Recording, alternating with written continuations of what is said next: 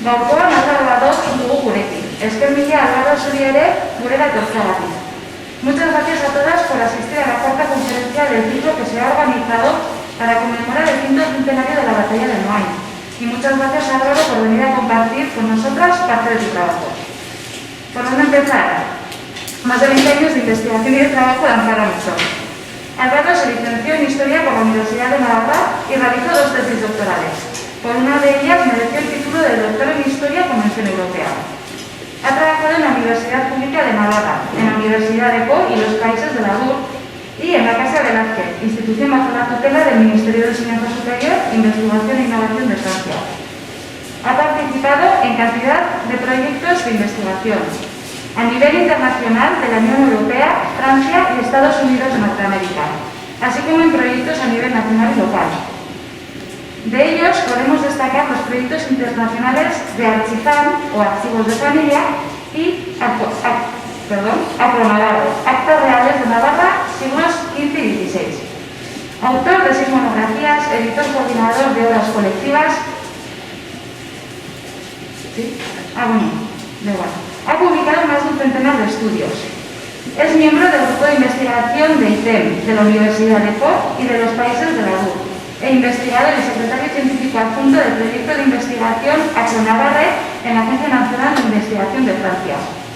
Hoy nos va a hablar de las reformas políticas, económicas e institucionales llevadas a cabo a lo largo del reinado de Catalina de Foix y Juan d'Albret entre 1483 y 1512, que supusieron el paso de una situación de severa crisis a otra de una normalidad política y social en el reino.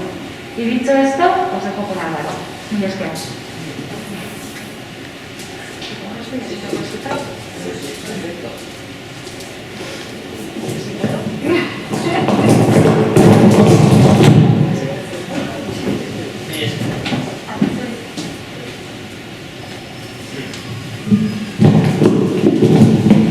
Bueno, y ahora voy a ejercer del único privilegiado de toda la sala quitándome la mascarilla. Bien. Arratsaldeon, Tenori. Antes de buenas tardes a todos, a todas. ¿Se escucha bien? Sí. De acuerdo. Bien, lo primero, antes de todo, lo que quiero dejar muy claro es mi agradecimiento profundo a la plataforma para la conmemoración de los 500 años de la batalla de Noain, porque estáis haciendo un trabajo extraordinario, a la par que muy necesario, en este año que se cumplen los 500 años de la batalla de Noain, como todos y todas sabéis, y que es un año determinante para el futuro político de Alta Navarra, no de Baja Navarra, ¿no? A veces se dice siempre determinante para Navarra. Ojo, en esa época Navarra era Alta Navarra y Baja Navarra, ¿no? Entonces, siempre hay que hablar con propiedad y mirando el historiador desde el punto de vista del momento y no desde la actualidad. Esto que quede muy claro. Bien, voy a comenzar con una pequeña introducción en la que voy a comentar los puntos que vamos a tratar hoy.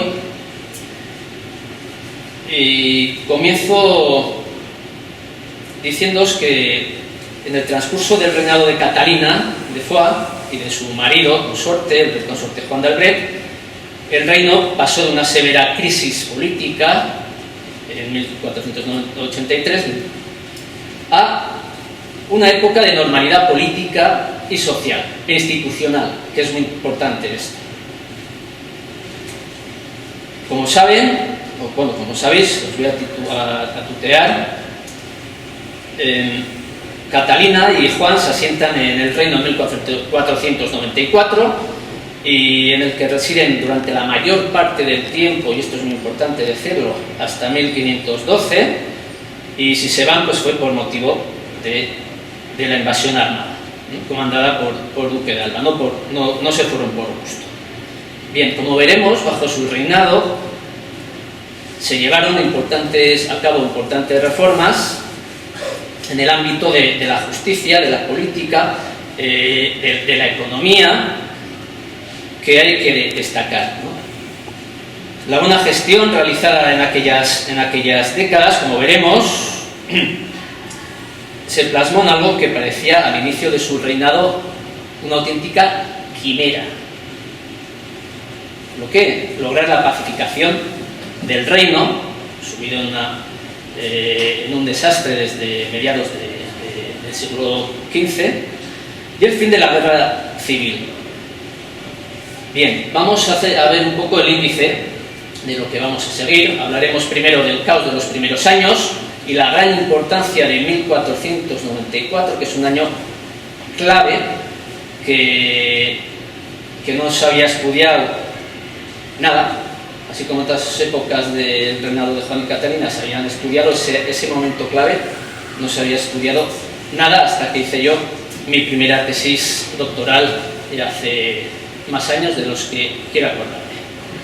Bien, hablaremos del último brote de guerra civil, ya les explicaremos por qué es el último brote de guerra civil, el siglo XV, y hablaremos también de algo muy importante como es la reforma moderna, entre comillas, del Consejo Real de Navarra y el éxito que tuvo la reforma judicial en general, que eso luego permitió pues, avanzar en tema social, en tema político, etcétera, en medidas internas. Bien, hablaremos de una cimentación de las bases de una mejora económica, en buena parte como consecuencia del primer punto.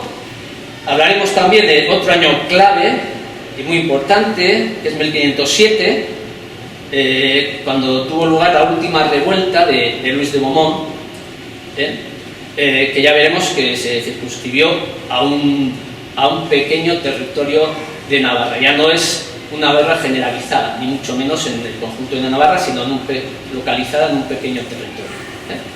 Bien, seguiremos comentando un dato muy importante que habla de la modernidad de la Navarra de esta época, como es que en Navarra fue uno de los estados pioneros en desarrollar la diplomacia moderna, desde fines del 15, principios del 16. Ya veremos el porqué.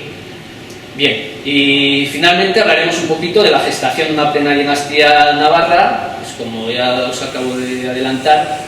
¿Por qué plena dinastía navarra? Porque se asientan los reyes Navarra y la mayor parte de príncipes y princesas nacen aquí. Podían haber nacido en cualquier otro de sus territorios de la franja norte de los Pirineos, sin ningún problema, pero no, nacieron aquí. ¿Por qué? Pues evidentemente porque Navarra era el territorio político principal. Bien, dicho esto, comenzamos. Sin duda alguna, el inicio, los años iniciales del reinado de Catalina de Foix, de Juan de Albret, están marcados en Navarra por el caos, un caos, un desastre institucional, social, político. Es un desastre Navarra, y esto es algo que no generan ellos, evidentemente. Esto es algo heredado de la guerra civil de Navarra, iniciada a mediados del siglo XV, como supongo todos y todas sabréis, a partir de los conflictos del príncipe de Viana con su padre Juan II de Aragón, rey consorte, por cierto, no era el titular. Bien, eso siempre es importante. Pues bien, esta situación hizo que Catalina y Juan tuvieran que vivir en su territorio de Bearne, en que había paz y calma. Y hay quien dice, no, podían haber vivido, no podían haber vivido aquí en esa época porque además eran menores. Y una situación de caos en la que había Navarra no era nada apropiada para que vivieran los reyes menores. Bien, de edad. Bien, pasemos a este tema importante del último brote de la guerra civil en 1494. Entre 1483 y 1494 se van dando algunos pasos importantes, ya lo comentaremos luego en el punto 2, y a mí lo que quiero destacar es el año 1494. Bien, en este momento Juan y Catalina, ya mayores de edad, vienen a sentarse a la Alta Navarra y son coronados en Pamplona en enero de ese año. Bien, algo muy importante para ellos, como para todas las monarquías, esto no es algo especial, la monarquía navarra, esto es algo universal, se puede decir, es que cuando llegan lo primero que hacen es pedir informes sobre el patrimonio y las rentas que pertenecían a la corona, y descubren pues que muchos estaban en manos de la nobleza viamontesa o de parte del clero, y que se habían apoderado, según dice la documentación, de manera irregular de todos esos territorios durante la guerra civil de esas décadas pasadas.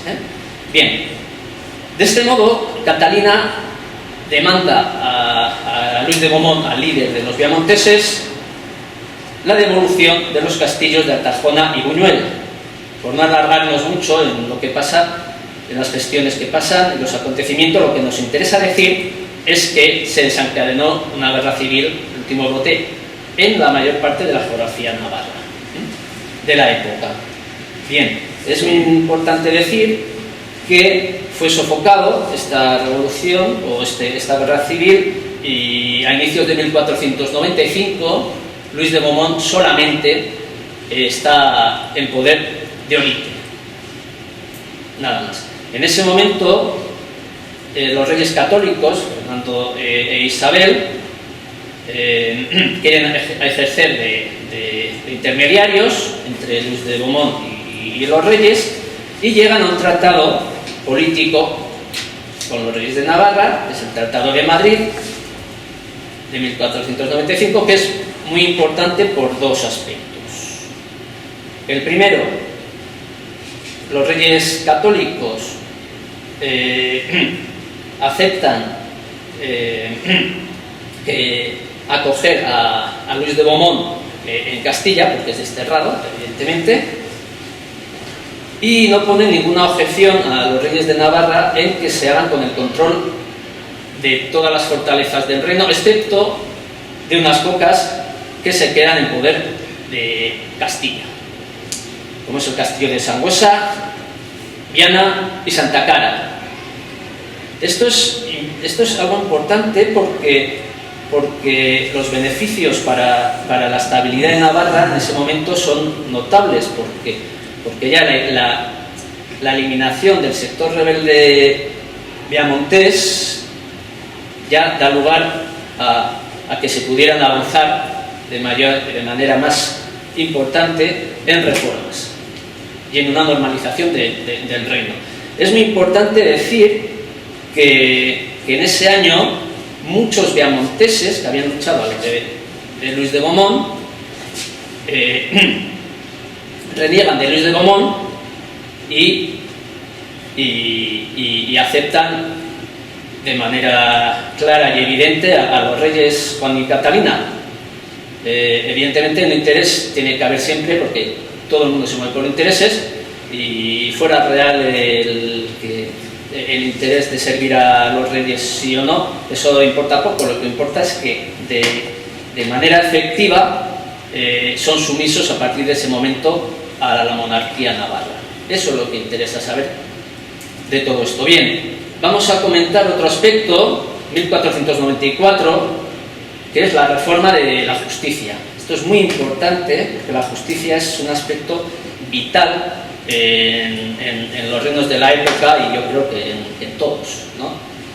En toda época, bien, para que haya una estabilidad. Lo que nos interesa decir es que el Consejo Real medieval, el propio medieval, desaparece en esta época. El Consejo medieval, el propio, estaba formado por muchas personas, un montón, casi todos sin formación jurídica, y sin embargo ahora Juan y Catalina crean un consejo muy tecnificado, con muchos juristas, y más reducido y mucho más práctico. Esto, claro, va a redundar mucho en mejorar las instituciones de justicia y de gobierno. Esto hay que encuadrarlo dentro de las reformas que se van llevando en otros estados europeos, porque en esa misma época coinciden muchas reformas que se van realizando en diversos territorios europeos de justicia. Bien, ahora quiero comentar un tema muy interesante, porque dentro de este proceso de reforma de la justicia y de normalización social está el nacimiento de las hermandades. En 1488 se crean las hermandades, que para decir algo así muy genérico, pues podría hablar muchísimo de las hermandades, eran unas instituciones un poco jurídico-políticas, con atribuciones jurídicas, que iban a aquellos lugares en los que había revueltas, tanto en el interior del reino como en las zonas fronterizas con Castilla y Aragón, pues a sofocar esos problemas y a poner orden. Esto es muy importante dentro del proceso de normalización que hay en Navarra. Y es muy interesante porque años antes de la conquista, los navarros, que habían apoyado que cada año se renovaran las hermandades, dicen, bueno, ya hemos acabado con las hermandades, no se van a prorrogar las hermandades. Y los navarros, todos, así es, y aquí dice el documento además, todos conformes, lo podéis ver allá, todos conformes, mayúsculas, y de un parecer quisieron que no hubiese de haber hermandad por ahora, pues la justicia ordinaria estaba bien asentada para tener el reino en paz. Es decir, esto te están diciendo la asamblea representativa de navarros y navarras de la época. No lo dice la monarquía, lo están diciendo los navarros y navarras. Y los reyes aceptan, evidentemente, y consideran que era apropiado, y por eso aceptan, y no hay ningún conflicto ni nada por el estilo, porque Lo que sí hay que desmentir es una idea que se ha tenido durante muchos años, y yo la tenía cuando empecé a hacer la tesis, de que los navarros y Catalina de Foix no se podían ni ver, que había un divorcio brutal. Estas cosas, esto es mentira. Esto es mentira. Además, muchas veces lo ha dicho gente que ni siquiera ha mirado esa documentación, cosa que eso tenía que ser delictivo, ¿eh? Es decir, las cosas con documentación se puede hablar, se puede matizar, se puede hacer mil cosas, se puede debatir, que es lo obligado, pero siempre siendo serio y aportando documentación. Bien, eso siempre es importante, ¿eh? Bien, y aprovecho para comentar lo que dicen las Cortes Generales en ese año. Dicen que si hubiera el único problema que podía haber en ese año no era interno, porque Navarra estaba pacificada y había normalidad, pues vendría de hueste extranjera, ¿eh? Y si se necesitara la defensa del reino, pues se comprometían a hacer una leva de soldados navarros para defender Navarra, pues, de una invasión. Y curiosamente en 1512 llegó la invasión, pero claro, hacer una leva llevaba mucho tiempo, ¿eh? Y no tuvieron tiempo siquiera para hacerlo. Bien, vamos al punto 2, muy interesante: la cimentación de las bases de una mejoría económica. La paz social y la implantación de reformas en las administraciones fueron facilitando que se cimentaran unas bases también para un crecimiento económico, y para lograrlo los reyes Catalina y Juan iniciaron una serie de medidas para mejorar, ¿no?, la situación de la economía de los navarros y navarras.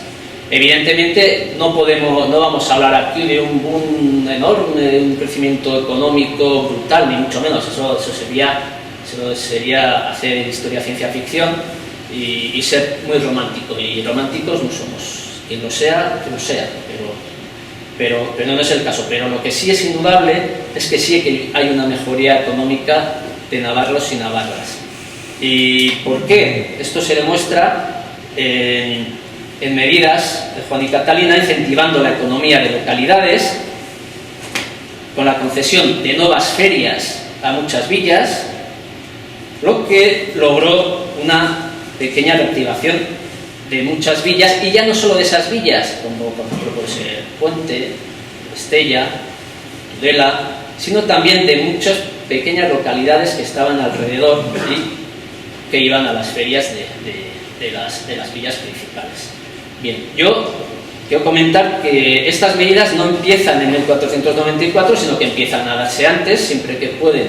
Catalina y Juan dan estas concesiones de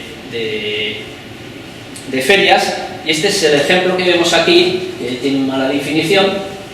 Es un original de la feria que dan a la villa de Diana en 1490. Este documento está en Po, es un original. Bien, pero hay otros muchos casos, como bien sabemos, y el tiempo no nos permite ahondar en ello.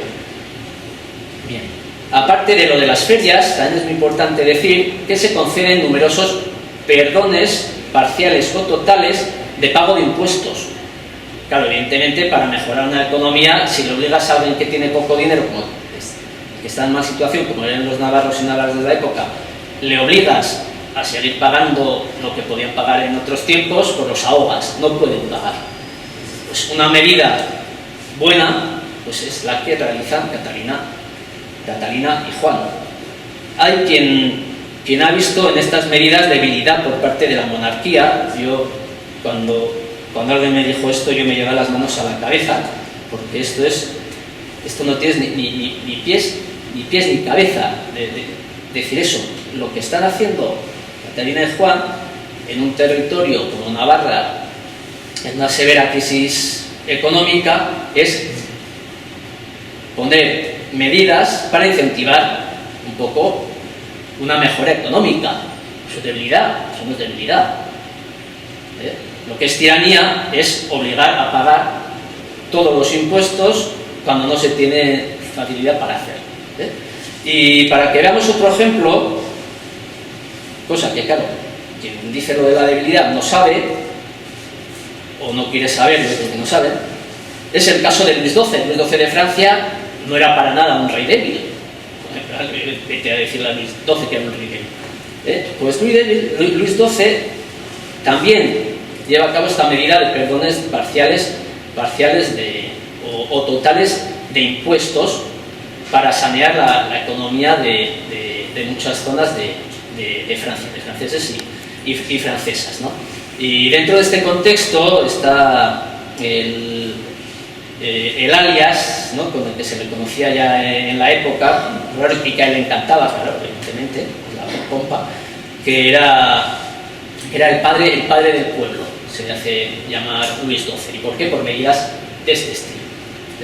Así que no veamos debilidad donde no lo hay, sino que vayamos a ver un poco las cosas como son y mirando también en estudios comparados con lo que pasa en otros territorios europeos, que eso es lo que nos explica el contexto de las cosas.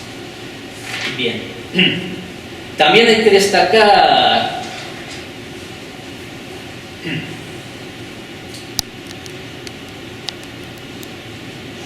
un aspecto muy interesante y que yo creo que es muy desconocido, que dentro de las reformas económicas planteadas por Catalina y Juan se encuentran las que querían llevar a cabo dentro del proyecto de creación de una única provincia eclesiástica, un proyecto totalmente innovador. La época es totalmente, ahora nos parece cualquier cosa, pero en la época era una auténtica, una cosa totalmente inédita y muy moderna, que se trataba de hacer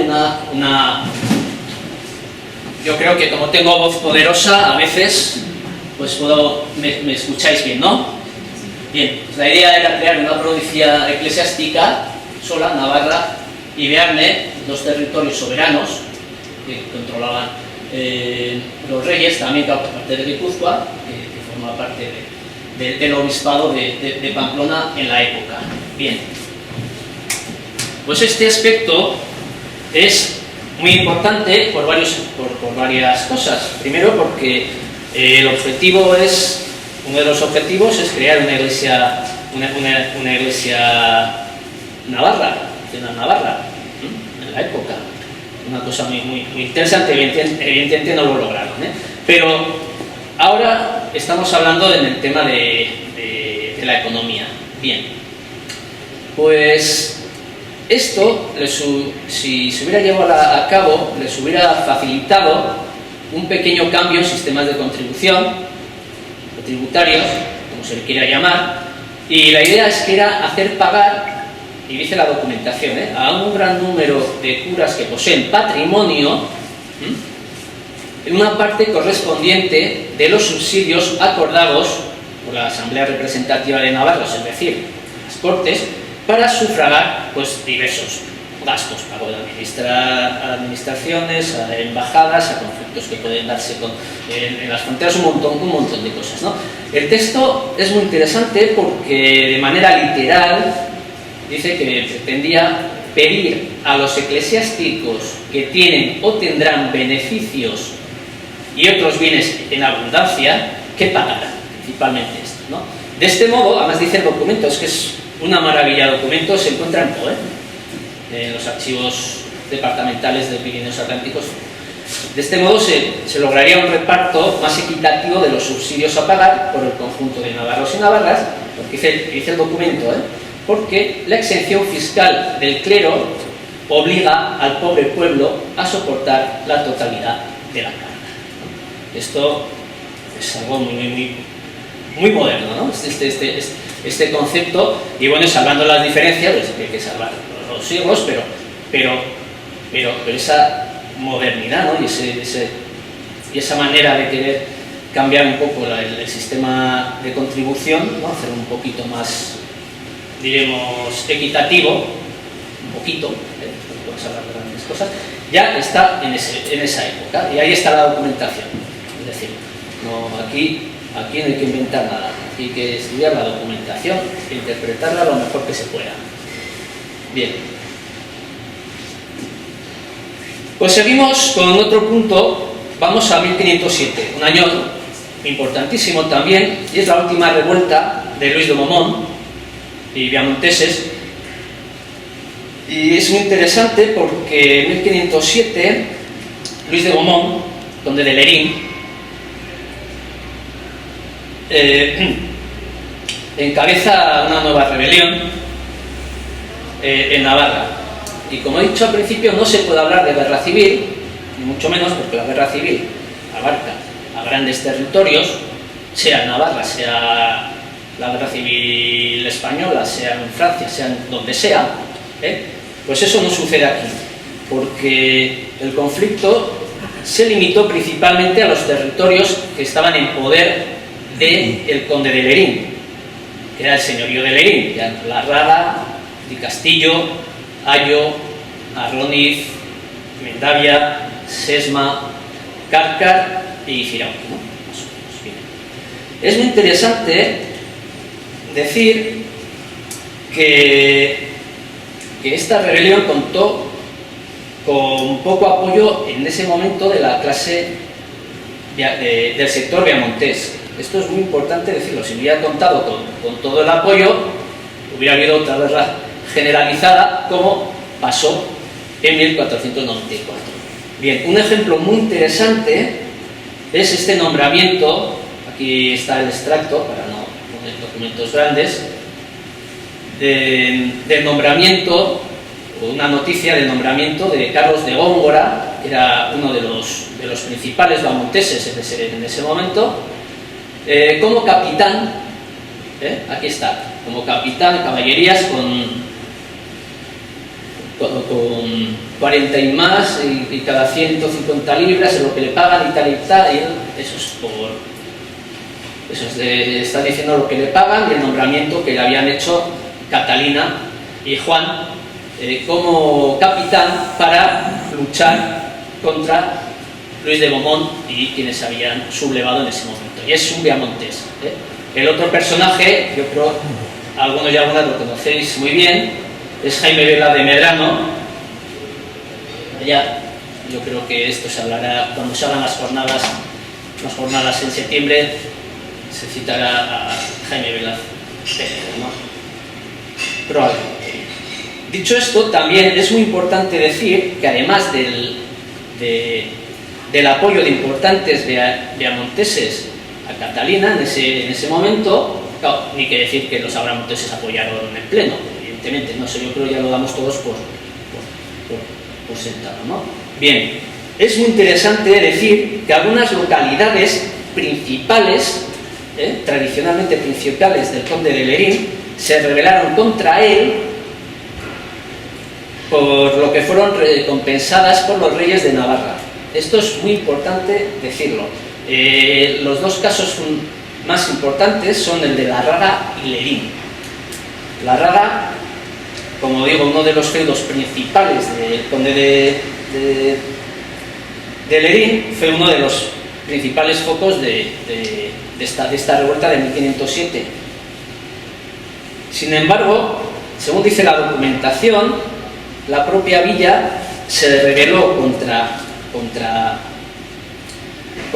los dirigentes viamonteses que estaban al frente de ella, y la numerosa gente extranjera, dice la documentación, ahí está. Yo he querido sacar un extracto de este documento que viene ahí, todo esto de la gente extranjera, numerosa gente extranjera que había estado en Lerín y en La Rada y que habían hecho bastantes fechorías.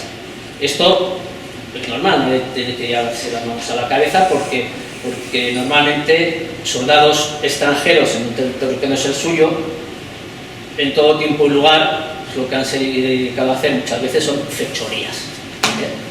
Esto yo creo que es el ABC. Pero bueno, lo que nos interesa destacar es que dos feudos tan importantes como La Rada y Lerín, viamonteses, se sublevan contra el conde de Lerín,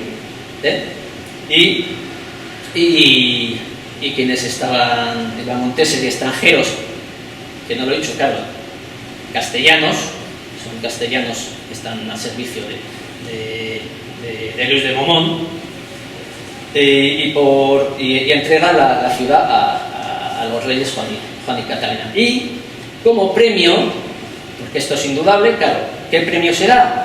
El mayor premio que puede tener una localidad y unos navarros y unas navarras de la época, que es la presencia en Cortes Generales. Entonces les hacen buena villa con presencia en Cortes Generales. Que no todos podían estar en Cortes. Bien. Seguimos. Es verdad que, por otra parte, hay que decir todo, ¿no? Que parte de este sector viamontés que apoyó a Juan y Catalina, luego, cuando vio caballo ganador en Fernando el Católico en 1512, dieron la vuelta a las tornas, ¿no?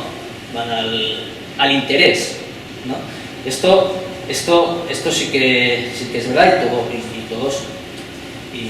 y todos lo sabemos, ¿no? Bien.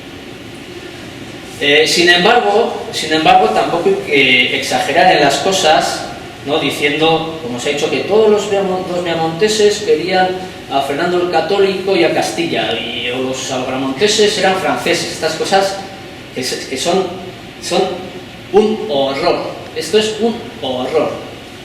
Hablar de estas cosas así, además tan libremente. Hay que mirar toda la documentación y esto no es así. El navarro era navarro.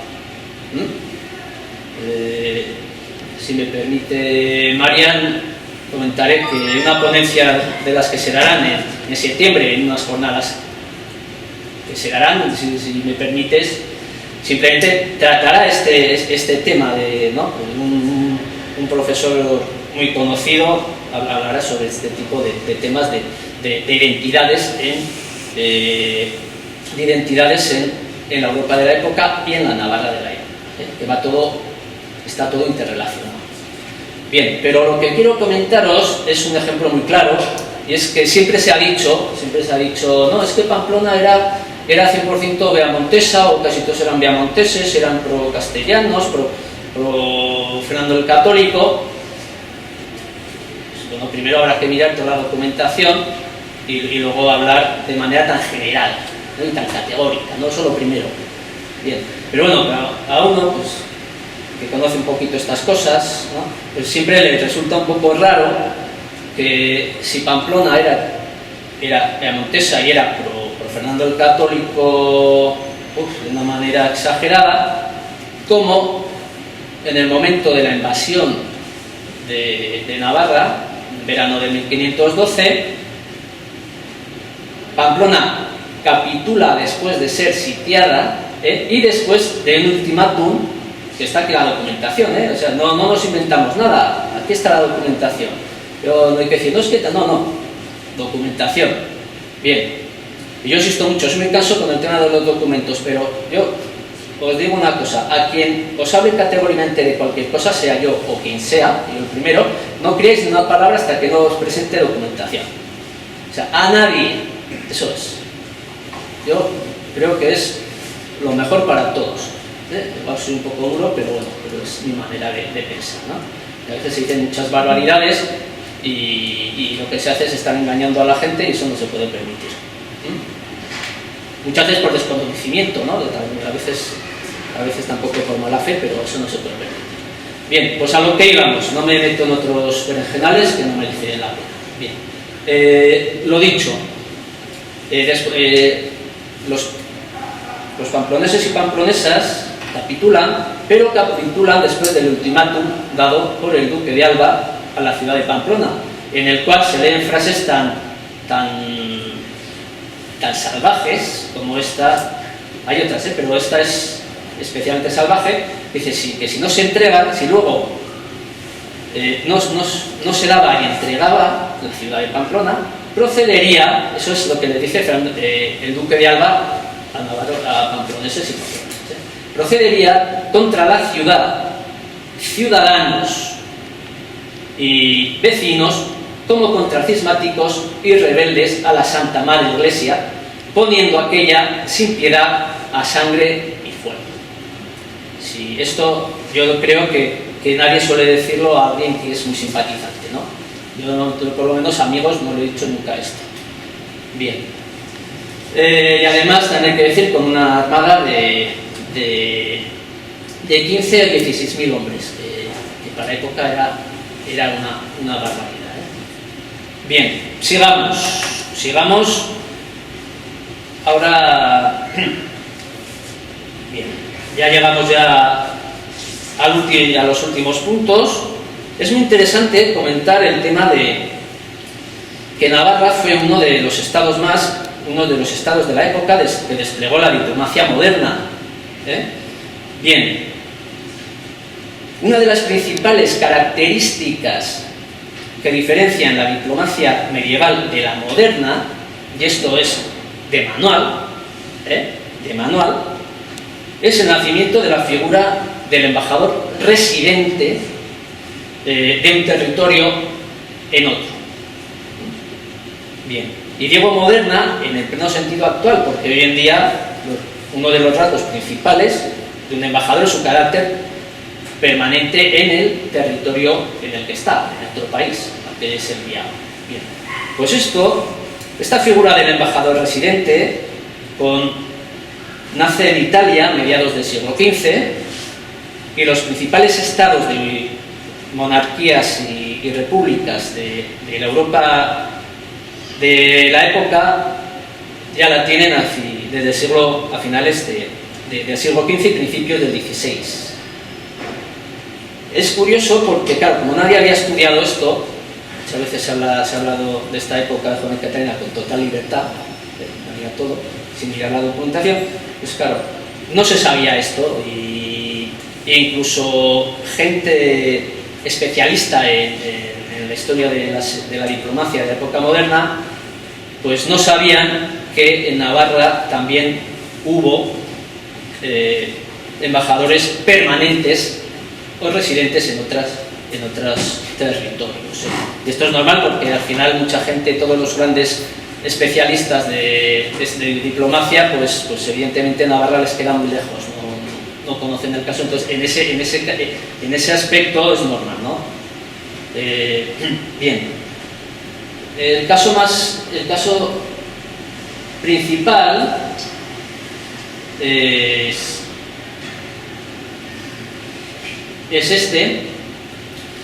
el de Salvador de Berrio, que era pamplonés, que fue nombrado embajador permanente o residente en 1507 para acudir a la corte del emperador Maximiliano I, que era el abuelo de Carlos IV.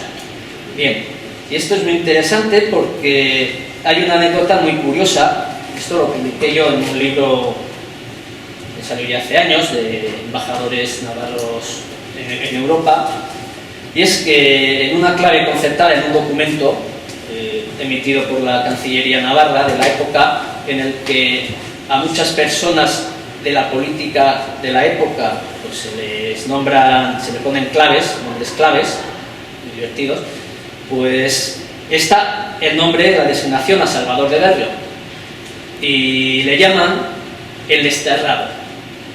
¿Por qué le llaman el desterrado? No porque le habían dado, y me vais a permitir hablar así, la patada, y dicen, no, tú fuera, no queremos hablar de ti, no, le llaman el desterrado porque lo han enviado a otra corte lejana, como la de Maximiliano I, que bien podía estar en Hungría, en Alemania, y evidentemente para quedarse durante mucho tiempo, y así se quedó prácticamente hasta inicios de 1513, en el que fue expulsado de la corte de Maximiliano I de Austria por los acuerdos entre Maximiliano, el Papa, y Fernando el Católico, que impusieron que se expulsara amablemente al embajador navarro de la corte de Maximiliano. Pues este es un dato muy interesante de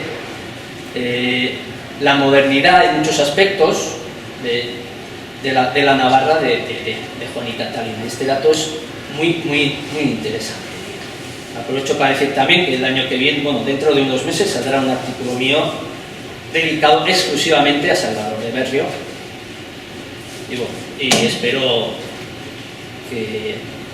que tengáis noticias de ello. Ya lo pondremos bien en internet para quien esté interesado o interesada pues pueda ver. Y ya vamos al último punto, que es el de la gestación de una plena dinastía navarra. Esto es muy importante porque es la última dinastía monárquica navarra que hay, de gestación plena, la última que reside en Alta Navarra, la última que trata directamente con los navarros, no a través de virreyes o de otra gente, principalmente además gente ajena, porque los virreyes de la época moderna pues, no hubo ni uno navarro, los venían de Navarra, pero les importaba pues poco, era algo más dentro de su cursus honorum, de su carrera profesional, sin más. Bien, y como os he dicho al principio, podemos afirmar que fue una dinastía plena navarra porque nacieron, primero porque se instalan los reyes Catalina y Juan de manera casi durante muchísimo tiempo, y durante estos años. Aquí tenemos, por ejemplo, un ejemplo muy simple, ¿no? Para ver las estancias de 1503, solo están en Alta Navarra, 1505, solo en Alta Navarra, y un poquito en Po, un poquito en Vigorra, en 1504 la mayor parte del tiempo también en Alta Navarra, en 1506 todo el año en Alta Navarra, etcétera, etcétera, ¿no? Es decir, está muy claro cuál es el interés principal, territorial, de Juan y Catalina. Y el territorio principal y más importante de unos reyes siempre es en el que residen de manera continuada. Bien, esto es muy importante. Yo creo que Felipe II, Felipe III no estuvieron mucho en las Américas, ¿no? Pues eso, residían donde en el territorio de más importancia para ellos. Bien, esto es algo importante para decir, porque a veces se ha dicho, no, es que lo importante eran sus territorios franceses que daban más dinero. Dice, mira, el territorio más importante para un rey, y esto es de carrera, es el que tiene el mayor estatus político. ¿Cuál es en la época? Un reino, que igual no hay ni una docena en la época. Es decir, de primero de carrera. Luego se puede matizar, se pueden decir mil cosas, se pueden hablar de muchos intereses, porque la historia no es lineal, se pueden matizar muchas cosas, pero no se puede negar la mayor, que el territorio principal político, y que es el que permite, por ejemplo, tener embajadores en otros territorios, es Navarra. Ya te digo, como digo, se pueden hacer debates, y yo siempre he sido una persona muy dada a debatir, porque a mí me gusta aprender, y si me equivoco en algo, pues me equivoco, que no pasa nada, porque no hay que caerse los anillos a nadie por equivocarse, que aquí nadie es un dios, aunque haya quien lo crea. Bien, vamos un poquito al balance y acabamos.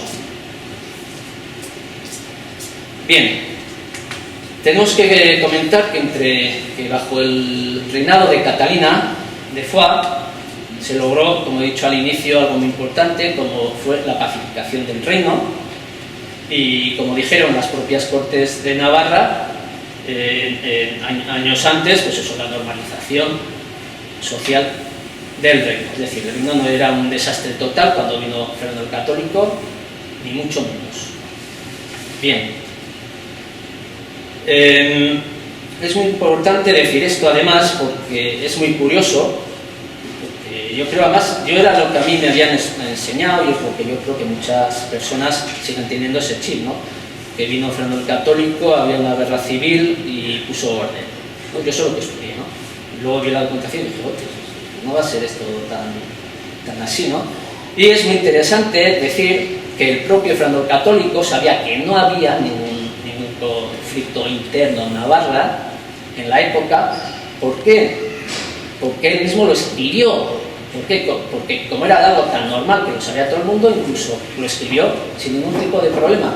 Y en una carta escrita a Diego de Deza, que era uno de sus pocos hombres de confianza, un hombre muy destacado, un religioso muy destacado en aspectos jurídicos, en temas religiosos. Fue el confesor del hijo de Fernando y de Isabel, Juan, que falleció en 1498, si no me equivoco, aproximadamente, y era una de las pocas personas en las que Fernando el Católico tenía una gran confianza, ¿no? Bien, pues al escribirle, Fernando el Católico, en los albores de la invasión de Navarra, en julio, le escribió, diciéndole, entre muchas otras cosas,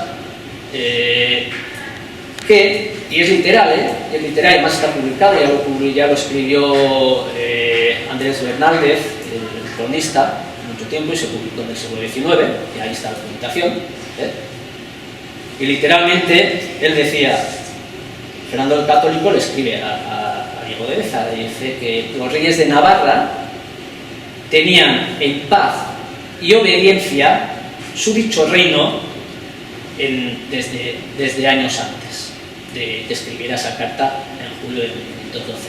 Es decir, esto lo dice, ya no es que lo esté diciendo los reyes de Navarra, que evidentemente lo dicen también las Cortes Generales, que hay paz y normalidad en el reino antes de 1512, y lo dice el propio Fernando el Católico en una carta privada a una de sus personas de confianza. Un poco para que sepamos lo que era la situación en la que estaba Navarra en julio de 1512. Bien. Luego ahí se puede hablar de muchos otros aspectos, evidentemente, pero nosotros hoy hemos hablado de este. Y simplemente esto es todo. Muchas gracias.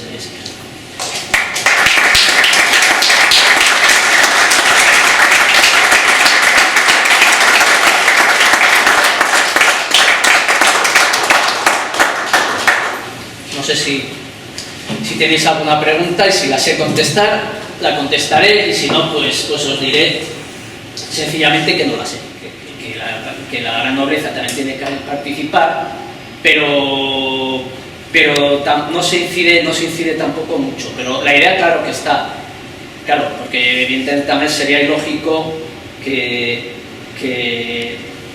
a los eclesiásticos que tienen bastantes bienes se les quiera obligar, y a la nobleza que tiene muchos bienes mucha lógica no tiene. Sí que hay ejemplos de que se intenta, pero evidentemente no se logra. Puntualmente sí se logra, pero lo que dice la nobleza y el propio clero, que a veces participan, dicen ellos mismos que lo hacen de motu propio. Claro, ¿con qué motivo? Con el de no dar luego una justificación ya a los reyes para obligarles a pagar. Pero eso se intenta, pero no se logra de manera normal, que también es algo que hay que verlo como algo normal, ¿no? En la época, hacer que la nobleza y el clero pues pagara, pues aunque está el intento, pues evidentemente era inviable, pero sí que intentar, sí se intenta. Y yo os he comentado el tema del clero porque es un tema muy interesante, y yo creo que es prácticamente desconocido. Pero esa carta, ese documento, perdón, que se conserva No, ahora... te iba a hacer casi la misma pregunta, pero tengo otra. ¿Cuántos embajadores tenía, has dicho que tenía el tal Berrio en Alemania en 1507?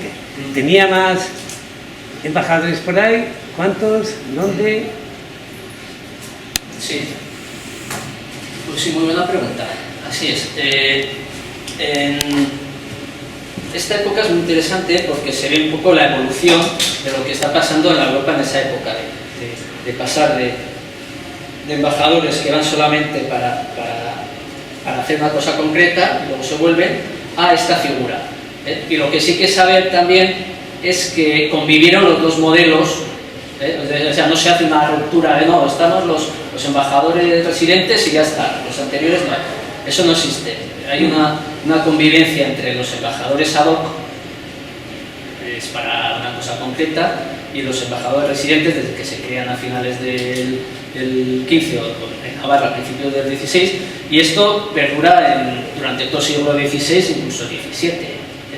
Y esto es generalizado, esto es importante decirlo, para que sepamos también, por si era una imagen de que solamente había embajadores residentes desde ese momento, ¿no? Bien, pues principalmente los embajadores que tiene Catalina son con la corte del emperador y de su hija Margarita. Margarita está en Bruselas, y con los reyes católicos principalmente. Y un caso muy importante, claro, van danzando varios, hay varias embajadas compuestas por diversas personas, Martín de Jaureguizar, está Juan de Jasso, lo conoce, varios navarros, pero es muy interesante que a partir de 1504, 1505, esa época, en la que luego Salvador de Berrio también es nombrado el embajador presidente en la corte de Maximiliano, empieza a destacar un agramontés, que era el ladrón de Mauleón, como embajador ante los reyes católicos, luego ante Fernando el Católico, ya desde el 1507, que es el que está. Y este es muy curioso porque sin llegar a ser residente del modo que lo es Salvador de Berrio, ya sí que pasa largas estancias ya en la corte de Fernando el Católico. O sea, está ya a un paso ya de poderse considerar residente. Y eso, y hay otros, eso evidentemente hay otros que hacen la labor de ad hoc, como digo, y la verdad es que se intenta para el caso de Francia, se intenta que haya también embajadores, pero lo único que se consigue son embajadores ad hoc, es decir, para momentos muy concretos. ¿Y esto por qué se explica? No por el desinterés de Catalina, ni mucho menos, de Juan de Albert, sino porque Luis XII era una persona muy reacia a aceptar los embajadores. De hecho, es esa última gran monarquía que implanta el sistema de embajadores residentes a principios del XVI. Y además lo hace enviando a Escocia, al primero, ¿no? Lo dice eso. Si es enviarlo al emperador o a Inglaterra, ¿no? Pero a Escocia, que era su aliado. Y sí que conocemos embajadas a Francia, pero son ad hoc. Y hay algunas muy interesantes, estoy al debate de, no sé si puedo intentarlos o no, que están conformadas por un navarro y un bearnés. Es muy curioso eso, claro, haciendo este tándem de territorios soberanos y van dos a exponer un montón de temas a Luis XII en el 1507. Y de paso voy a comentar algo muy interesante, y además en una embajada que conocemos de 1507 también llevan una carta de las Cortes de Navarra apoyando a sus reyes. Es decir, que tenemos una idea de que los embajadores son solo de reyes, pero tampoco es al 100% así. Muchas veces asambleas representativas de diversos territorios también dan cartas o lo que sea para que las transmitan a reyes. Y el ejemplo de las Cortes de Navarra está ahí, está la documentación, más se conserva en la GEN. No se puede consultar bien fácil. Y en ese año también los estados de Bearne redactan otro documento en bearnés y también lo llevan los embajadores ante Luis XII.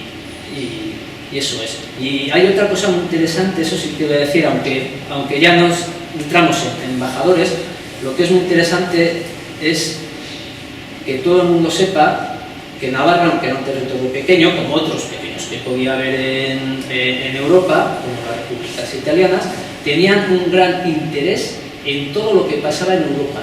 Todos los temas políticos que pasan en Europa quieren saberlo, porque al final todo está interrelacionado en ese inicio del 16. Y por ejemplo, la clave concertada que os he comentado antes, entre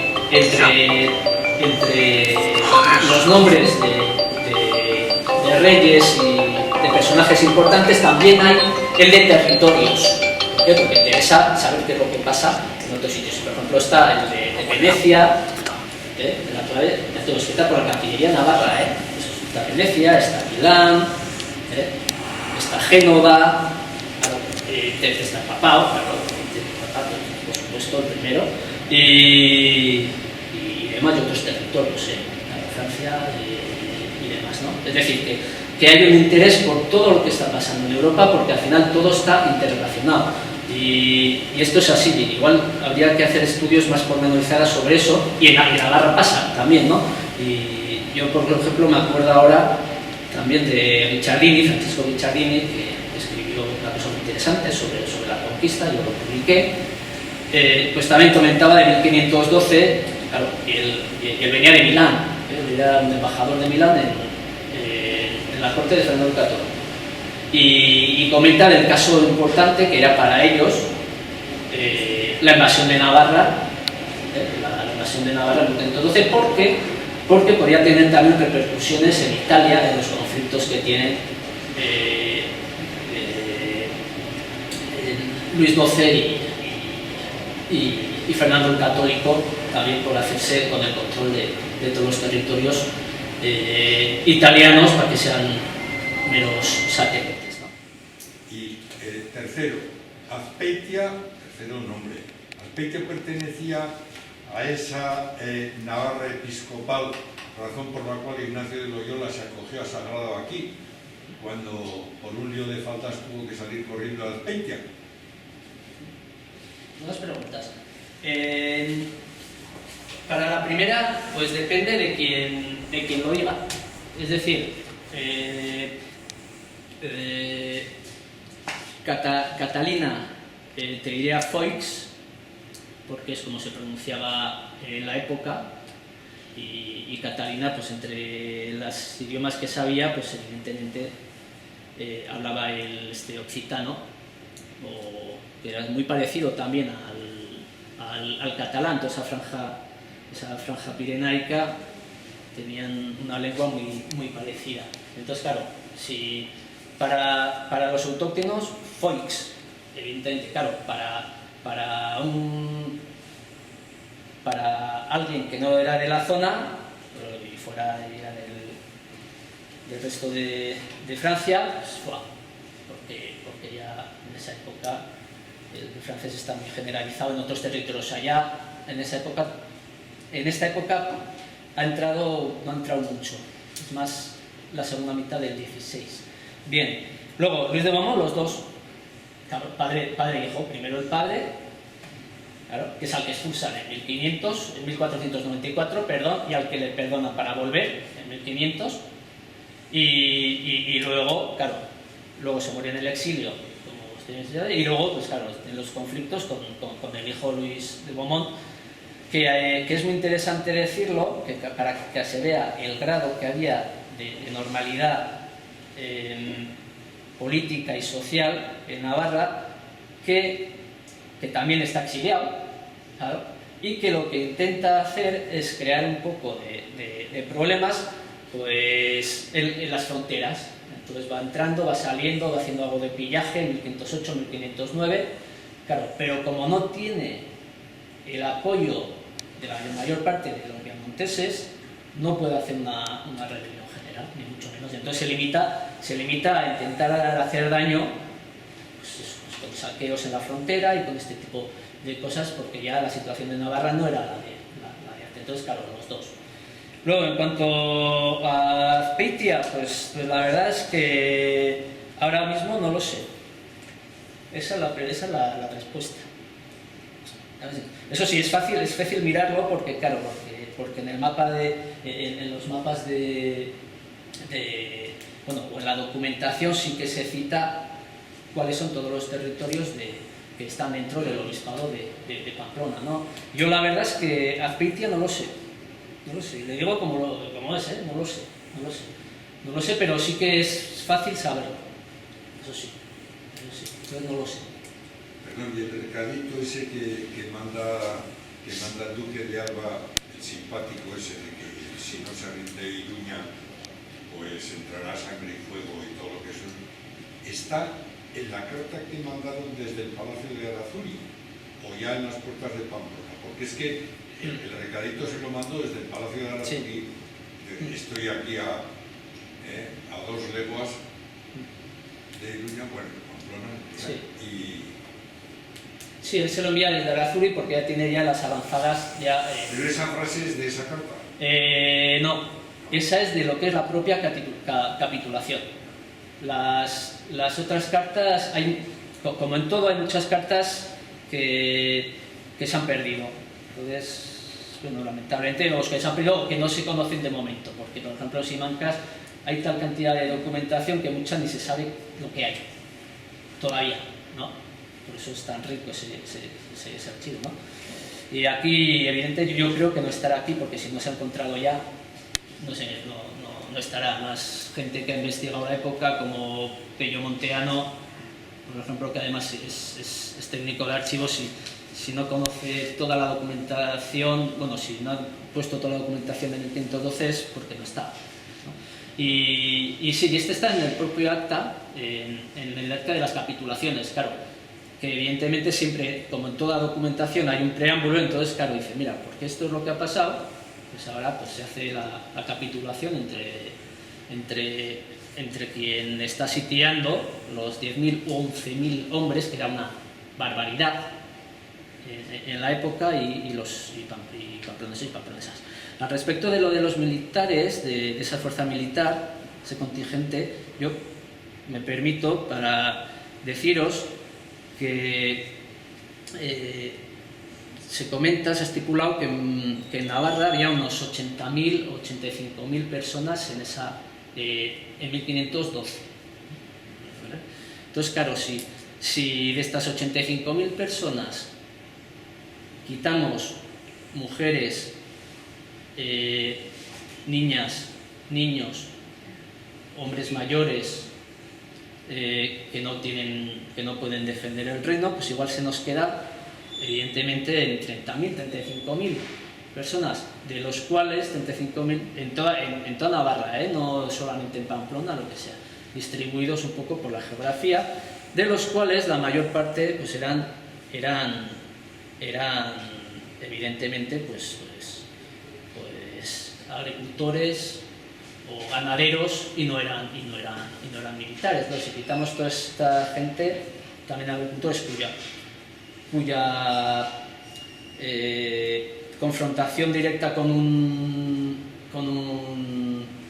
cuerpo de élite como eran los de Castilla en esa época, pues era totalmente ridículo, no tenían ni para empezar, pues igual se nos quedan en 10.000 personas el máximo efectivo que podían conseguir en Navarra en esa época de militares, ¿no? Y eso juntando todos, eso es para que nos hagamos una idea de por qué pasó como una apisonadora el ejército del duque de Alba, ya, 16.000 personas, ¿no? Que a veces se dice, no, ¿y por qué no hubo una sublevación en 1512 de la gente de los pueblos? Yo digo, hombre, pero primero hay que conozca usted las cosas, y después hablamos. ¿Cómo me puede usted hablar de estas cosas en 1512 y en la situación en la que está Navarra? La mano de una mujer como la Catalina, como la reina, si, por ejemplo, la ciudadanía, como sería el pueblo, si tuvo alguna referencia de cara a la mujer, de cara a cultura, sanidad, en alfabetismo, si se preocupó o si realmente no le dejaron o ella nada más se dedicaba a la nobleza y a la corte. Muy buena pregunta. Pues la verdad es que documentación de la corte es un tema en el que yo estoy ahora para ver realmente todo este tema de las diferencias con la mujer y qué es lo que se hace en cultura y todo este tipo de temas. Pero es un aspecto muy poco conocido, así como de las monarquías vecinas. Se ha estudiado tampoco excesivamente, pero bastante en estos últimos 20 años, y hay profesores y profesoras que han estudiado mucho y muy bien el caso de la corte de Isabel la Católica y el caso de las reinas de Francia. Para el tema de Catalina siempre ha sido un problema porque es muy difícil encontrar la documentación. Hay documentación, que es la que yo estoy empezando a mirar, pero es difícil encontrarla. Yo he estudiado y sigo estudiando el caso de Catalina desde hace 20 años, aparte de otros. Es muy interesante su hijo Enrique y Margarita, su mujer, ya sabemos que bastante de su corte y de este espíritu prefeminista que se puede decir, o como se le quiera llamar, ¿no? Hay gente que incluso dice feminismo puro y duro, ¿no?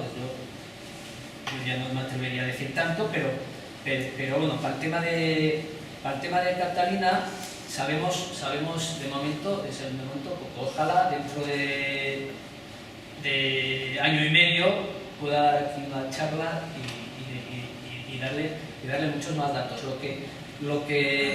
Lo que sí está muy claro, y esto sí que lo estudié yo en mi segunda tesis doctoral en Francia, es que Catalina está muy comprometida con lo que es los derechos de propiedad de las mujeres. Y claro, evidentemente puedes decir, sí, de la nobleza, pues claro, la nobleza, pero claro, en cuanto se habla de propiedad, ya no solamente la nobleza, claro, también hay mucha gente burguesa, e igual incluso alguna del mundo aparte. Y esto es muy interesante. ¿Y por qué digo esto? Porque Catalina tiene muchísimos problemas con su tío Juan de Foix, porque su tío Juan de Foix dice que a él le corresponde ser rey porque es hombre. Y una vez muerto el padre de Catalina, el tío dice que tienen que heredar los demás herederos y hombres de la línea, ¿no? De los hermanos. Eso es lo que es la ley sálica en Francia, que las mujeres no pueden heredar, ¿no? Entonces, claro, Catalina se revela y Juan de Foix dice que Catalina no puede ni siquiera reinar en Navarra, totalmente, por ser mujer. Y eso es totalmente ridículo. Todos sabemos que hay muchos casos en la época medieval que la mujer una vez extintos la línea principal de hombres, la primera mujer que hay en esa línea es reina, tal y cual. En Navarra no existe la ley sálica, que los hermanos de los reyes pueden reinar. No. Si un hombre tiene 3 hijos y 3 hijas y se mueren los 3 hijos, la siguiente paridad es la hija mayor. Y esto lo sabemos y es así. Esto ya es el 100% de historiadores lo saben. O sea, no hay ningún tipo de duda ni nadie va a decir lo contrario. Pues esto es muy interesante porque, claro, para el caso de los territorios que están del otro lado de los Pirineos, pues surge conflicto. Entonces, claro, la Catalina, en los pleitos que se llevan en París, es una firme defensora de los derechos de todas las mujeres que tienen propiedades. Y entonces, claro, dice que ella quiere aplicar lo que se aplica en Navarra, lo que se ha comentado, que una vez extinguida la línea directa de los hijos, la primera es una mujer, ¿no? Y esto es muy interesante porque hay un proceso, que yo lo estudié, y la documentación está en París, un proceso interesantísimo en el que Catalina presenta documentación sobre los derechos de las mujeres a heredar, claro, principalmente las nobles, claro, es normal, ella era reina, ¿no? Tampoco vamos aquí a decir que era una mujer para, no sé, era noble, ¿no? Pero bueno, al hecho, y en mucha documentación que presenta, es relativa a reinas o a princesas de Navarra, que luego fueron reinas, o a mujeres del sur de la franja de los Pirineos, de Bearne y de Foix, demostrando que ellas gobernaron sus territorios. Y lo mismo lo hace para todas las nobles que tienen territorios, y claro, eso es aplicable también a burguesas y también evidentemente a toda mujer que tiene propiedad y que cumple esos requisitos. Entonces, claro, desde ese punto de vista sí que se puede decir que hay una defensa de derechos de la mujer. Eso, por ejemplo, claro, que nos parece igual una tontería, igual muy clasista, solo igual enfocado más a la nobleza, a la burguesía, por ejemplo, eso para la Francia de la época es una auténtica revolución que una mujer te esté planteando eso en tribunales franceses. Y en cuanto a la corte, eso sabemos poco. Ojalá dentro de un tiempo pueda darle más datos.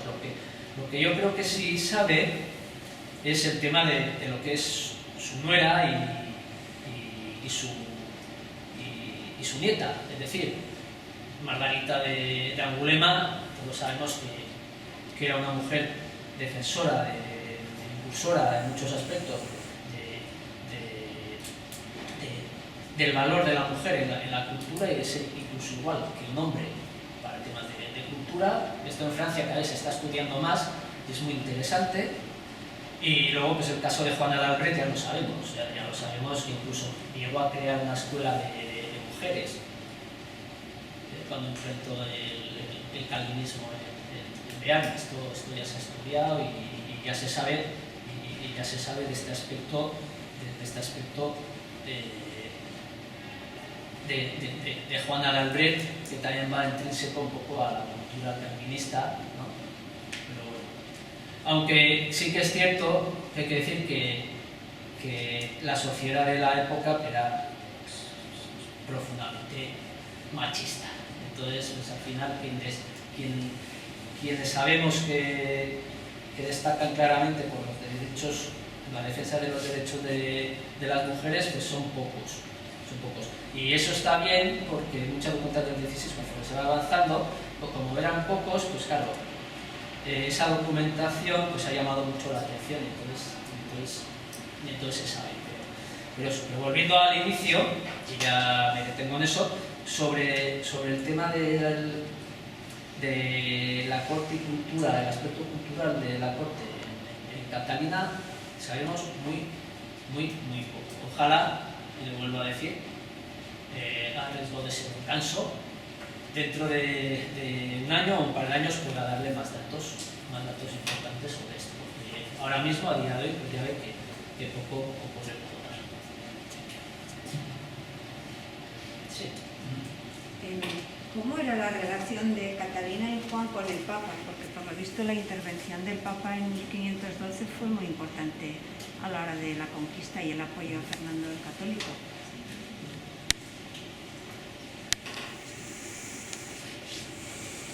Pues sí, muy buena pregunta. Pues la respuesta es un poco pues lo que pasa en periodos pues, de 30 años, pues la duración del reinado de Juan y Catalina, ¿no? Pues las relaciones hay un poco de todo, ¿no? Hay momentos en los que se llevan bien, otros momentos en los que se llevan muy mal, y antes vamos a ponernos en los preámbulos. Hay momentos en los que se llevan muy mal porque entre las reformas que quieren hacer ellos es lo que también quiere hacer Fernando el Católico y Luis XII, es decir, de la selección por ellos de los obispos y otros altos cargos eclesiásticos, y no que fueran designados por el Papa. porque eso está dentro de todo el periodo que hay en Europa, de fuertes críticas a la Iglesia, de la emergencia de este humanismo, que exige otras cosas de la Iglesia católica, y va dentro de ese orden. Entonces ahí sí que tienen conflictos como lo tiene Fernando el Católico. Esto es así, Fernando el Católico tiene muy fuertes conflictos con papas, y Luis XII y Maximiliano I no te quiero ni contar. Es más, os diré un dato que yo creo que igual no lo conocéis y que es muy interesante. Maximiliano I, el abuelo de Carlos V, justo 2 años antes de la conquista, escribe a Juan y Catalina y está el documento en poder. Ya está, se puede leer y de maravilla. Incluso está transcrito, así que está en latín, no sé qué traducirlo, pero bueno. Y llega a decir, el Papa que tenemos es un desastre, usa tanto a tontas y a locas, tanto el poder divino como el poder terrenal. O sea, nosotros igual, pero no, 1510. Es decir, para que veamos la situación que hay en esa época del humanismo respecto a la Iglesia Católica en muchos aspectos de lo que es la jurisdicción llamamos ahora civil. Bien, ahora al tema. A 1512, ¿no? Nos centramos ahí. Bien. Pues es muy curioso porque en 1500, unos años antes, se crea el Conciliábulo de Pisa, que es un concilio que lo crea realmente Luis XII, con apoyo entonces de Maximiliano, para deponer al Papa. Y participan obispos de Castilla, es decir, el principal era un obispo castellano. Las cosas como son, que veamos en dónde nos movemos. Bien, pues en 1511, Juan y Catalina le aseguran al Papa que ellos no participan en ese concilio. Nosotros no participamos. Y de hecho hay un documento en Po, y que lo utilizó Enrique II muchas veces de Navarra, en el propio siglo XVI, en las relaciones que tiene con el papado, en el que se demuestra que hay una muy buena relación entre el Papa y Juan y Catalina, y en el que se ve que no participan en ese conciliábulo para echarlo.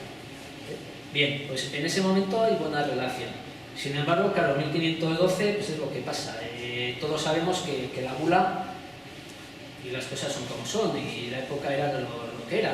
La bula tiene un carácter eminentemente político. Entonces, claro, eso crea un problema terrible y unas malísimas relaciones entre la dinastía, entre los Albret, entre Catalina y Juan y el Papa. Eso es así. Entonces las relaciones son muy malas. Y con los papas siguientes pues sigue siendo igual de mala, porque por ejemplo el papa siguiente es León XIII, creo, si no me equivoco, perdón, el papa siguiente. Pues incluso Juan y Catalina le envían una embajada, varias, la más interesante es la de Pedro de Navarra, mariscal, que se debería ser más conocido en Navarra, de lo que es un poco conocido, curiosamente. Bien, pues a lo que vamos. Pues ahí incluso le pide otra vez, le dice, bueno, nosotros vamos a obedecerte y queremos pues, que revoques la bula y nosotros te obedecemos y todos están amigos, pero tampoco porque era una bula política y evidentemente a ver quién se mete con Fernando el Católico en esa época. Entonces las relaciones son muy malas. Eso es muy malas. Y a partir de ahí pues empiezan unas relaciones que son bastante malas de la dinastía Albret. Todos sabemos Juana de Albret, pues, lo que pasa con Juana de Albret, claro, que también es excomulgada como Juan y Catalina. El único que no es excomulgado es Enrique.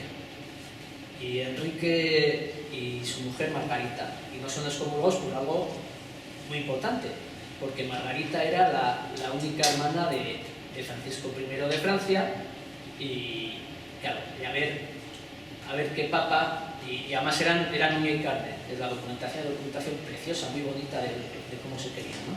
Y a ver quién es el guapo, el papa guapo, que se atreve a excomulgar a Margarita y a Enrique, ¿no? Pero si no hubieran estado excomulgados, principalmente porque muchos obispos de Francia no podían verlos, especialmente a Margarita. Sí, por la acogedora hay incluso textos así muy fuertes que decían que era acogedora de cismáticos y de gente que tenía, incluso de alguno que había estado excomulgado y de este tipo de cosas, y que era una afrenta terrible y de estas cosas, ¿no? Pero bueno, volvemos al principio. Relaciones, pues hubo de todo, ¿no? Malas por el tema de nombramientos de obispos y cargos importantes, porque en Navarra, como en otros sitios de la época, esta cultura nueva renacentista, humanista, lo que se quiere es obispos que residan in situ, para que vuelvan a dar un poco de seriedad al tema religioso, que era aquí un desastre, vivían todos en otro sitio, lo único que hacían es coger las rentas, y esto no es algo propio de Navarra, esto es algo generalizado, y por eso hay muchos problemas. Y luego, pues claro, la excomunión, pues es lo que... Porque claro, evidentemente dejar a alguien sin un reino, pues es algo, pues te crea una enemistad profunda y más por un tema político, no por un tema religioso, evidentemente, ¿no? Y esto, mira, hoy Aguilar, con otra cosa, si hubieran querido tanto a los otros territorios franceses y nada a Navarra, no les hubieran importado nada, la excomunión, ni siquiera hubieran intentado por vía diplomática ni por vía militar recuperar el reino, ¿no? Claro, es lógico, ¿no? Si me interesa, ¿no? Pues esto, simplemente. Sí, Fernando el Católico, antes de 1512, ya parece que malmetía en Navarra y creo que fomentaba la división de agramonteses y gramonteses, además promocionando al conde de Lerín. ¿Puedes hablar un poco del tema? Sí.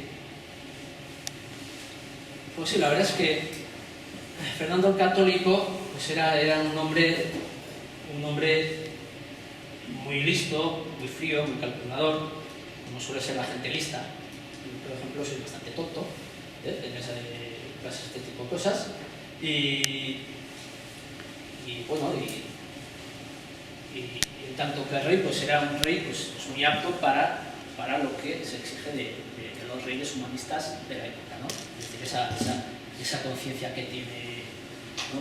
Bastante maquiavélica, porque él es el príncipe de Maquiavelo. Esto ya lo sabemos, esto ya lo han dicho especialistas en Maquiavelo, franceses, italianos, de aquí también.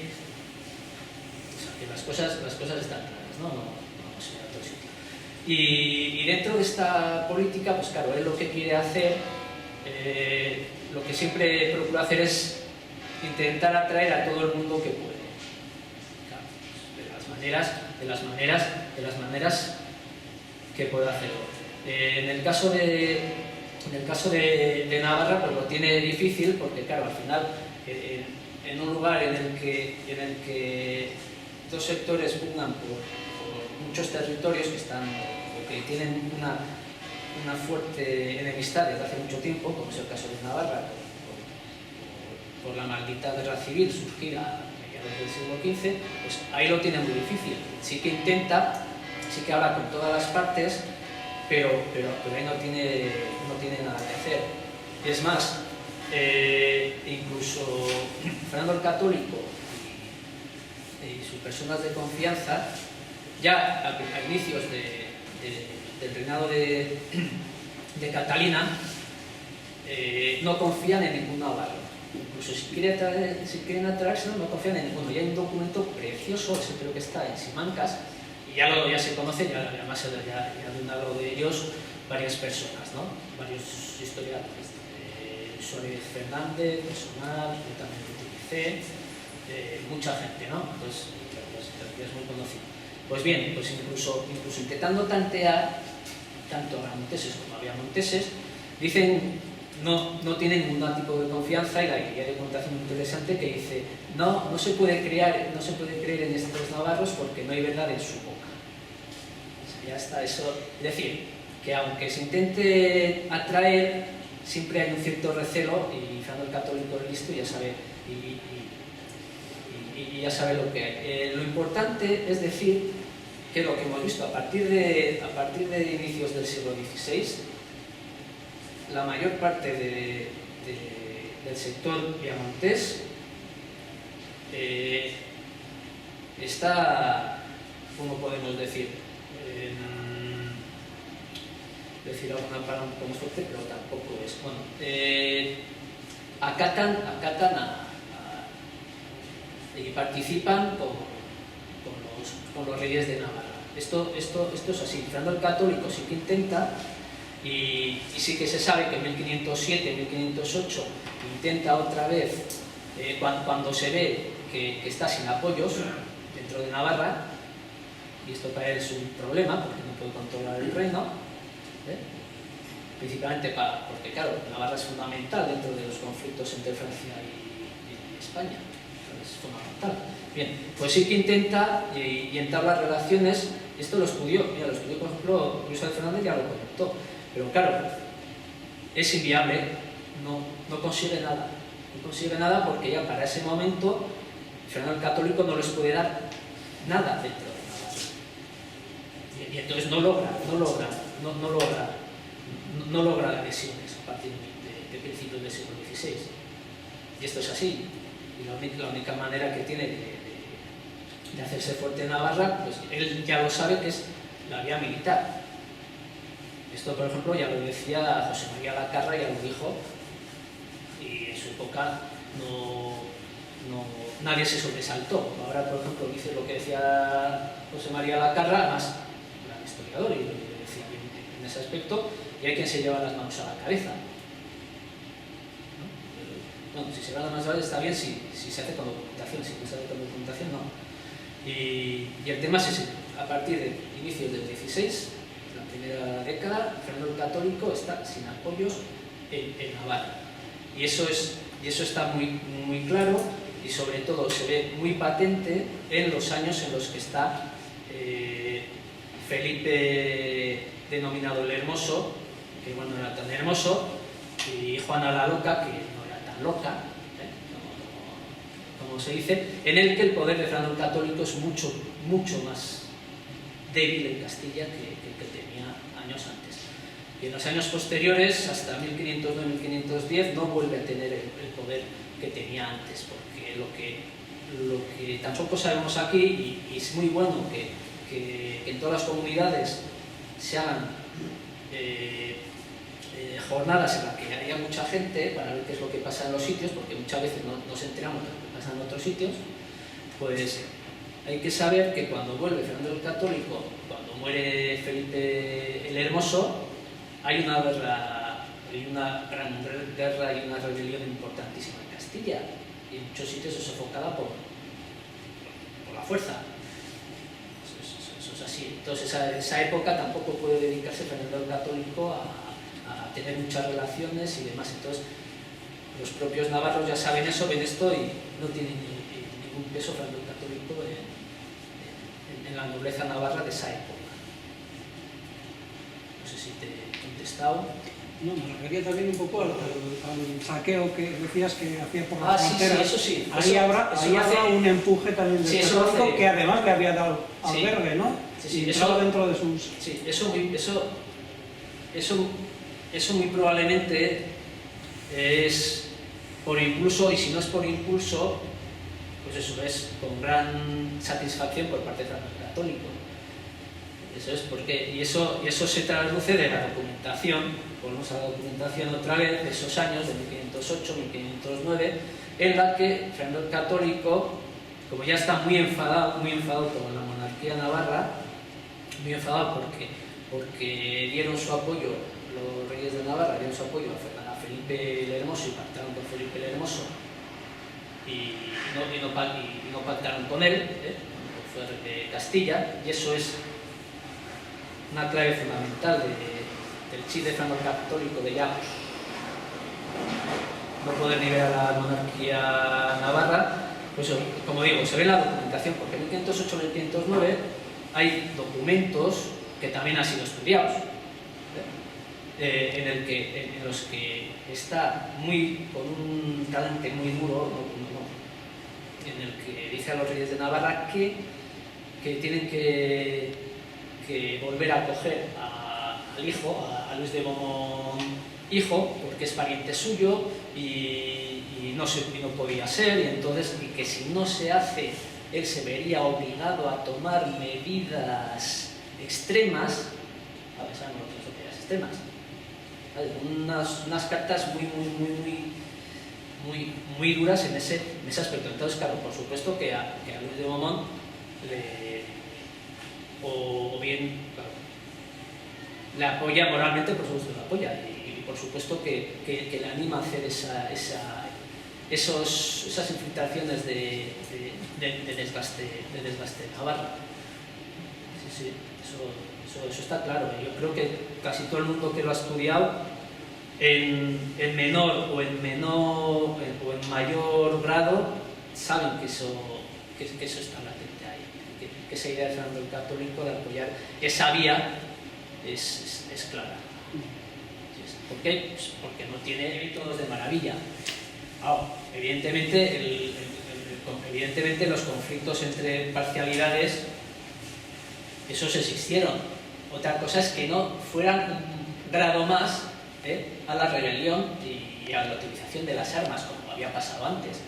Ese es el gran logro que consiguen los reyes Albret en esa época, el evitar que las diferencias que había, que eran enormes, por supuesto, cómo no va a haber diferencias entre sectores que han estado en guerras durante muchos años y que uno ha matado al hijo del otro, el otro al padre de tal, otro a no sé quién. Claro, han hecho fechorías, pues claro, esto es así, y más en aquella época, eso en todas épocas, esto es así, y más en aquella época en la que el tema familiar se vivía con una fuerza importantísima, ¿no? Y por supuesto que hay conflictividad, claro, por supuesto que hay conflictividad, pero lo que le comento es eso, el gran logro que hace Catalina de Foix es el tener controlados a los dos sectores, ¿no? sin que lleguen a las armas. ¿Ves? Y eso, por ejemplo, eso lo hacen con muchas medidas, incluso con medidas pequeñitas que son luego muy efectivas, que es, por ejemplo, en